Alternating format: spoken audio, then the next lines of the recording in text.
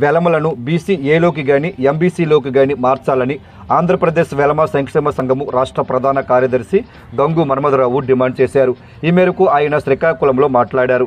వెలమలు సాధారణంగా రైతు ఆధారిత పేద మధ్యతరగతి కూలీల కుటుంబాల వారని, జీవన విధానం వేరని తెలిపారు. అయితే వెలమలు ఉన్న బీసీడీలో 2 అగ్ర కులాలను రాష్ట్ర ప్రభుత్వము కలపడంతో తాము రిజర్వేషన్ ఫలాలను అందుకోలేమని ఆవేదన వ్యక్తం చేశారు. ఎందుకంటే ఆ 2 అగ్ర కులాలు స్వతహాగా తెలివైనటువంటి కుటుంబాల వారన్నారు. ఇక మేము వ్యవసాయ ఆధారిత కుటుంబాల వారము కాబట్టి వారితో పోటీలో నిలబడలేమన్నారు. కావున తమ కులాన్ని బీసీ ఏలోకి గాని ఎంబీసీలోకి గాని మార్చాలని కోరుచున్నామన్నారు. వెలమ కులస్తులను బీసీడీ నుండి బీసీఏలోకి మార్చాలని కోరుచున్నాము. ఎందుకంటే వెలమలు సామాన్యంగా రైతువారి కుటుంబాలకు సంబంధించినటువంటి వారు. రైతుగా జీవిస్తూ జీవనము చాలా దుర్భరమైనటువంటి పరిస్థితులను వెలమ కులస్తులు ఎదుర్కొంటున్నారు.